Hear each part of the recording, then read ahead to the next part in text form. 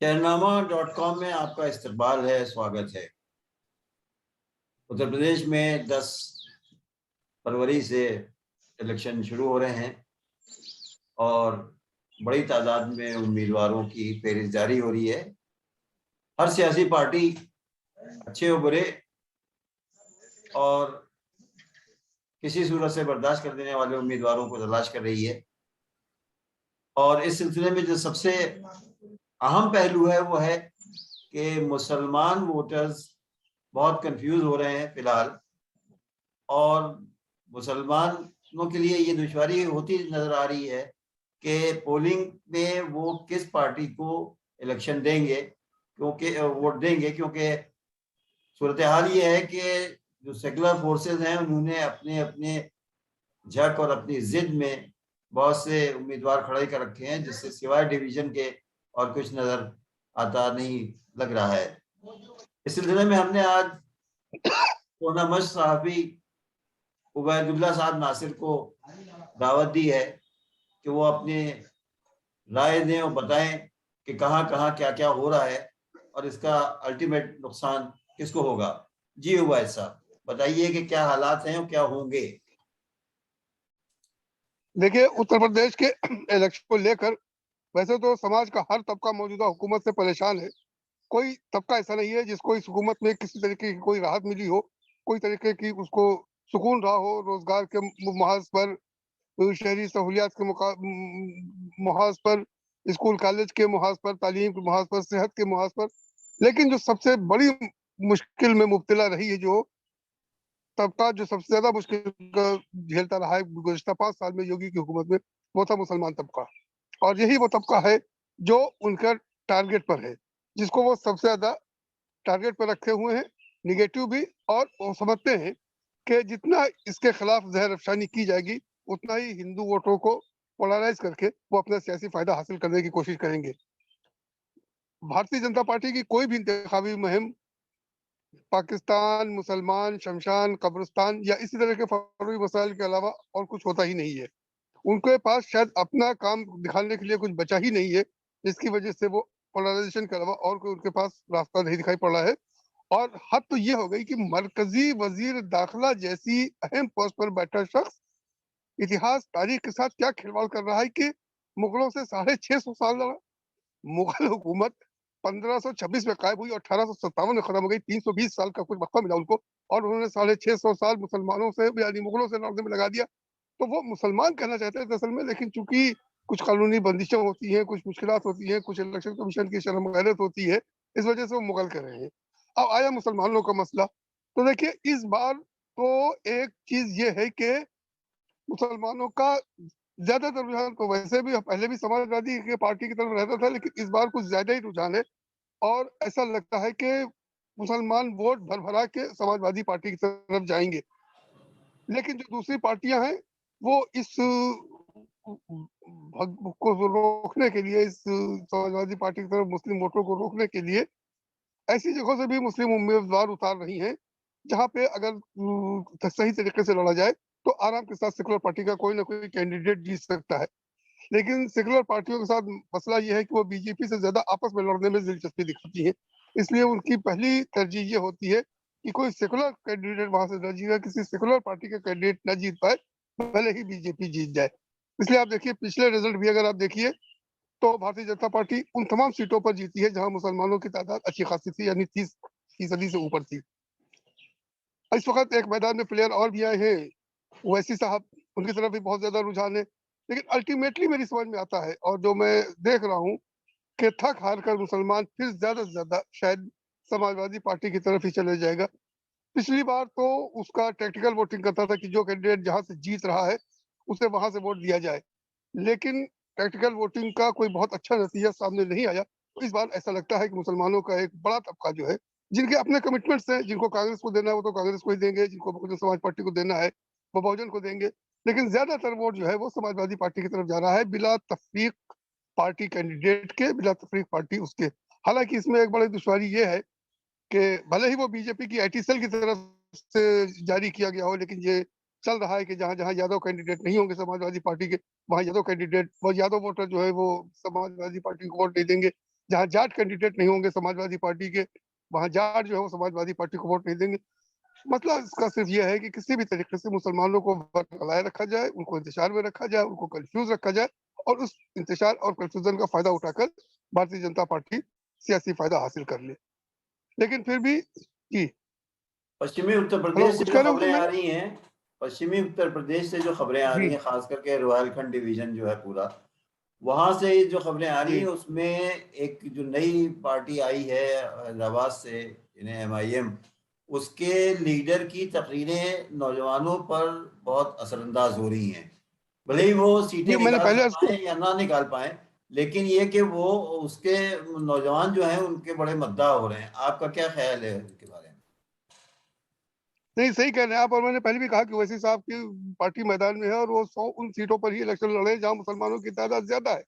लेकिन दोनों बातें हैं, ये भी हो सकता है कि वो बिहार की तरीके से 2-4 सीटें जीत जाए और 10-20 सीटों पर बीजेपी को फायदा पहुंच जाए, इसके चांसेस ज्यादा हैं। और ये भी हो सकता है कि आखिर तक, मुझे लगता है कि हो सकता है जो नौजवान आज ओवैसी साहब शेर आया चिल्ला रहे हैं, उनकी भी खुल जाए और वो भी उसी तरफ जाए जिस तरफ एक समाज का बड़ा तबका, मुस्लिम समाज का बड़ा तबका जा रहा है। इसलिए अभी इसके बारे में पहले तो जरूर था कि ये बहुत नुकसान पहुंचाएंगे ओवैसी साहब, मजलिस इत्तेहादुल मुस्लिमीन वाले। लेकिन जैसे जैसे पोलिंग नजदीक आती जा रही है और जैसे जैसे पोलराइजेशन बढ़ता चला जा रहा है, मुझे लगता है ये पोलराइजेशन जो है वो मुसलमानों का जो ज्यादा बड़ा तबका है वो समाजवादी पार्टी की तरफ रागिब हो रहा है। कांग्रेस भी अच्छे मैदान जहां उम्मीदवार उतार रही, हो सकता है उसको भी कुछ फायदा मिले। बहुजन समाज पार्टी ने बहुत मुस्लिम उम्मीदवार तो उतार दिए हमेशा की तरह। तो बड़ा इंतजार का मामला है, लेकिन उम्मीद यही है कि आखिर तक पोलिंग के वक्त तक एक कोई हतमी फैसला करके मुस्लिम वोट एक ही तरफ जाएंगे। मुसलमानों की जो तंजीमें और इदारे हैं, आमतौर से इलेक्शन से पहले वो एक अपील जारी करते हैं, और या कभी ये करते हैं कि अपने जो लोगों से वो सरगोशियों में, महल्लों महल्लों में कहलवा देते हैं कि भाई इनको देना, उनको नहीं देना है। तो अब की मुसलमानों की तरफ से ऐलान नहीं हो रहा है, सिवाय ये कि मौलाना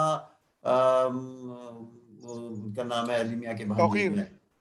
जी, तौकीर रजा तौकीर रजा साहब तो तौकीर वहाँ रजा के हैं। नहीं, वो तो दूसरी जगह के हैं।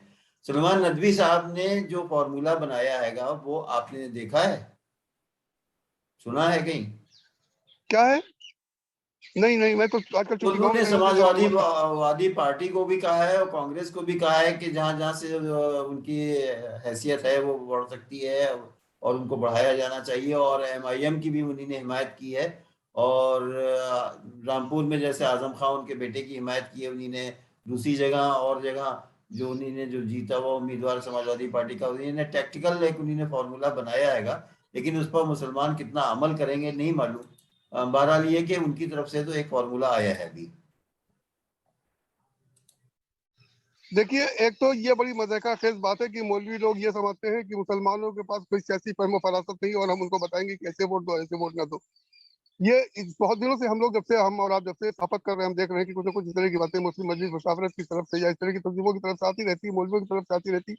और जी जी। मौलवियों की क्या हैसियत होती है, ये हमने आपने देखा है अखिलेश दास के इलेक्शन में, उससे पहले भी देख चुके हैं। तो हमने मौलवियों के हमने कहने से तो हमने वोट वोट तो करते हैं। हमने तो काउंसलर्स का जो इलेक्शन होता है कॉरपोरेशन का, उसमें भी देखा कि मौलवी अपने महल्ले के उम्मीदवार को नहीं जीता पाते। बातें करते हैं जी, सब वो, जी, जी। लेकिन अब जहां तक मेरा तजिया है और तजुर्बा है कि मौलवियों का जो बालादस्ती है और जो वो समझते हैं दादागिरी है, गोया कहना चाहिए, वो खत्म होती जा रही है। और अब वो डरने लगे हैं अपील करते हुए भी। हालांकि वो बाज नहीं आएंगे, वो अपने जो उनके लठायत हैं और जो उनके हाशिया बरदार हैं, जो मुकर्रबीन खास हैं उनके, उनको वो मैदान में उतारेंगे और जहां से खाया है उसको हलाल करेंगे वो पैसे को। बहरहाल ये कि आम तौर से ये समझ में हाँ, आ ये रहा है कि सही कह मौलवी रहे हैं। अभी खामोश हैं। जी। हाँ, ये अच्छा है, खुदा करे इनकी अक्ल सलीम आ जाए और इस तरह की अहमकाना बातें ना करें। इनको कोई अपील नहीं करनी चाहिए, इसलिए कि ये लोग जितना अपील करते हैं उतना ही उधर पोलराइजेशन हो जाता है। देखिए, कांग्रेस के साथ बहुत अच्छा मामला चल रहा था और तौकीर रजा ने आके, और उसमें हालांकि तौकीर रजा ने कोई बहुत ऐसी बात नहीं की थी, लेकिन वो एक बात का बतकर बना दिया, आरएसएस तो इसमें एक्सपर्ट है, और उसने एक मुसीबत खड़ी कर दिया कि कांग्रेस के लोगों को भी जवाब देना मुश्किल हो रहा है। तो ऐसी चीजें करनी नहीं चाहिए थी। मौलवियों वगैरह से जितना दूर रहा जाए उतना ही अच्छा रहता है, इसलिए कि ये सियासी दलाली का दौर अब खत्म हो गया है। मुसलमान हो या कोई भी तबके का वोटर हो, वो काफी समझदार हो चुका है और वो अपने हिसाब से ही वोट करता है। हालत तो ये है कि आप यकीन नहीं कर सकते, अपने घर में आप अपनी बेगम को यकीन के साथ नहीं कह सकते कि वो आपके कहने पर ही वोट देंगी। तो जी हाँ। ये सोचना कि मुसलमान किसी मौलवी के कहने पर आकर वोट दे देगा, ये सब खुराफात बातें हैं, कभी ऐसा नहीं हुआ। मुसलमान तो ईमानदारी की बीजेपी बात और है कि आरएसएस ने एक सही मायनों में खुद अपनी सेकुलर वोटर तो एक मुसलमान ही है। संस्था बनाई है, आरएसएस और बीजेपी ने, मुस्लिम राष्ट्रीय मंच। सवाल ये कि उस इदारे और तंजीम का क्या मकसद है? अगर यही मकसद था कि मुसलमानों को ज्यादा से ज्यादा घसीट कर और उनकी छतरी के नीचे खड़ा कर देना है, तो उसमें भी वो नाकाम हो गए। सिवाय ये कि बस हुल्लड़ हंगामा शोर है, ये एक भी सीट मुसलमान को नहीं दी जा रही है, कि तो फायदा क्या है राष्ट्रीय मंच से जो बनाया था, जिसमें कई मौलवी भी शामिल हैं और बड़ी नहीं, नहीं, वो तो नारेबाजी बुलंद करते हैं।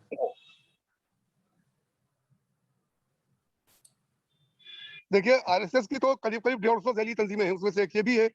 और ये मुसलमानों को आरएसएस की तरफ लाने की एक अहमकाना कोशिश है। इसमें जो ताला आज़मा लोग हैं, जिनकी वो मफ़ाद वाबस्ता है बीजेपी से या इस तरह के लोगों से, वो तो उस तरफ चले जाएँगे, अदरवाइज़ उनकी कोई सुनता भी नहीं, कोई जानता भी नहीं। सब जानते हैं कि इनके मुँह में राम, बगल में छुरी है। ये कभी मुसलमानों के हमदर्द हो ही नहीं सकते, मुसलमानों को उनका हक दे नहीं सकते, हमदर्दी तो बहुत बड़ी बात है।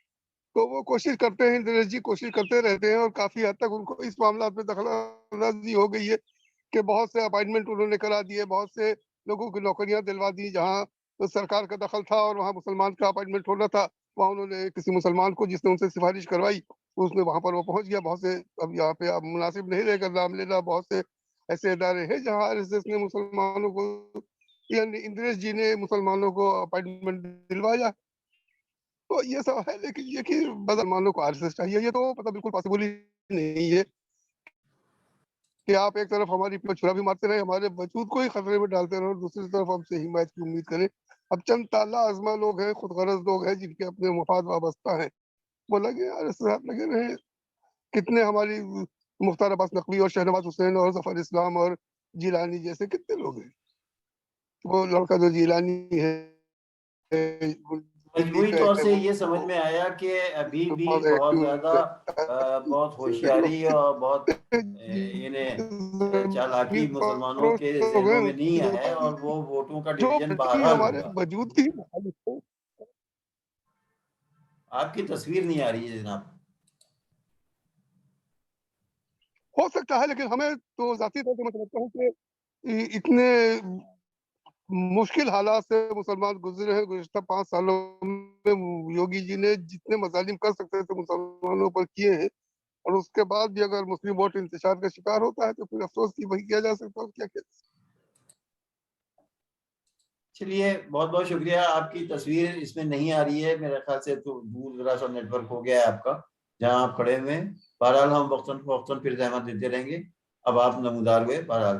तो ये बताइए कि मजमूई तौर से आपका क्या तज्जिया है कि समाजवादी पार्टी को कितनी सीटें मिल सकती हैं, बीजेपी को कितनी मिल सकती हैं, अलायंसेस जो हुए हैं उनको कितने मिल सकती हैं, एमआईएम को कितनी मिल सकती हैं? इस तरह से कुछ आपने तज्जिया किया अभी आज की है। तारीख में? देखिए हुसैन भाई, ये लाल मुझक्कड़ तो ज़रा मुश्किल से मैं नहीं कर पाऊँगा कि किसको कितनी सीटें मिलेंगी। लेकिन एक ओवरऑल जो सिचुएशन इमर्ज कर रही है, वो हमें 2 तरफ ले जा रही है। एक तरफ हमारे नज़रों के सामने बंगाल का इलेक्शन है, जहाँ पूरी तौर से ताकत पूरी झोंक दिया था भारतीय जनता पार्टी ने, लेकिन उसको शिकस्त हुई, और उसकी एक वजह ये थी कि लोकल गवर्नमेंट जो थी वो ममता के हाथ में थी, और एडमिनिस्ट्रेशन यानी डीएम, एसपी वगैरह ये सब ममता के हाथ में थे। तो उन्होंने वहाँ पे अपनी हुकूमत बचा रखी। दूसरी मिसाल हमारे सामने बिहार की है, जहाँ तेजस्वी यादव ने एक मुसीबत खड़ी कर दी थी बीजेपी और नीतीश कुमार के लिए, लेकिन आखिरकार जो हुआ वो ये कि वो तेजस्वी जो है बहुत थोड़े से वोट सीटों से हार किया। उसमें हमारे असदुद्दीन साहब का भी बड़ा खास रोल रहा है, इसमें कोई दो राय नहीं। नीम का हुकूमत थी और एडमिनिस्ट्रेशन नीतीश हाथ हाथ में था। यहाँ एडमिनिस्ट्रेशन उत्तर प्रदेश में बीजेपी के हाथ में है, और बीजेपी किसी भी तरीके से साम, दाम, दंड जो कुछ भी उसको करना पड़ेगा, बीजेपी किसी भी कीमत पे उत्तर प्रदेश का इलेक्शन हारना नहीं चाहेगी। इसलिए बहुत संगीन सूरत-हाल का सामना है। इलेक्शन कैसे होंगे, क्या होंगे, कितने ईमानदारी से होंगे, इन सब चीज़ों पे हमें बहुत तशवीश है, हमें बहुत इसकी उम्मीद है कि बीजेपी आसानी से जीतने नहीं देगी। पॉपुलरिटी है, बेशक इस वक्त नेशन बन गया है, वो अखिलेश यादव के हक में है, लेकिन नतीजा भी अखिलेश यादव के हक में आएगा। इस वजह से कि एडमिनिस्ट्रेशन क्या चाहेगा, इलेक्शन कमीशन क्या चाहेगा। आप देखिए ना, बीजेपी खुलेआम फिरकावाराना बुनियाद पर इलेक्शन लड़ रही है। योगी जी और अमित शाह जी खुलेआम हिंदू मुसलमान की बात करते रही, अदलिया खामोश। तो चुनाव को बिल्कुल मजाक बना के रख दिया गया है। इसके नतीजे क्या निकलेंगे कुछ कहा नहीं जा सकता। एक जमाने में मुसलमान का लफ्ज इस्तेमाल नहीं किया जाता था, हिंदू का लफ्ज इस्तेमाल नहीं किया जाता, अक़लियती फिरका कह दिया जाता था, अल्पसंख्यक कह दिया जाता था। अब तो हाल ये है कि वो बाकायदा सारी नाम रवायात लेकर खत्म और हो गई है। नाम का भी मजाक उड़ा के कि मुल्ला और मुल्ली और जी इस तरह से जी बाबर की औलादें, इस तरह जी से कह के वो मजाका उड़ाना और जी उसमें तजलील करना जी, शामिल है। ये सब हो रहा है बहुत खुले। बता दें, मतलब पूरी मुस्लिम दुश्मनी का जितना बेग उभार होना चाहिए था, जितना ज्वार होना चाहिए था मुस्लिम दुश्मनी को, पूरी तौर से कर रहे हैं और इन उसमें उनको चीजों फायदा में मिलता है। और आप देखिए ना कि जिस तरीके से जी फेयर इलेक्शन के लिए तो जरूरी जी था कुछ कि कह रहे थे उसमें इलेक्शन मैं। कमीशन जो है वो फेयर करे और कुछ इस तरह के नमूनों को यकजा करे कि जो इस तरह से इश्तिहार अंगेज बातें कर रहे हैं और उनको बैन करें या उनके ऊपर कोई ताजीबी कार्रवाई करें। लेकिन वहां भी नजर सन्नाटा नजर आता है। बहरहाल शुक्रिया आपका बहुत बहुत, और हम आपको जहमत देते बिल्कुल, रहेंगे। इसीलिए उसको केचुआ कहने लग गया है। केंद्रीय जी चुनाव आयोग को लोग केचुआ कहने लग गए। जी हाँ, वो तो हिंदी का मुखफ़्फ़फ़ है, एब्रिविएशन है हिंदी का। तो केंद्रीय चुनाव आयोग। और सही है, तो इसलिए कि वो भी बगैर चुनाव आयोग भी का हो गया है, तो बात सही, उसको फिट नाम दिया गया उसको। चलिए देखते हैं केचुआ क्या करता है। आखिरी अपने 10 फरवरी से पहला पोलिंग है, देखते हैं कि क्या नतीजा निकलता है और आगे क्या ट्रेंड होता है, कैनवेसिंग किस तरह से की जाती है। बहुत बहुत शुक्रिया आपका।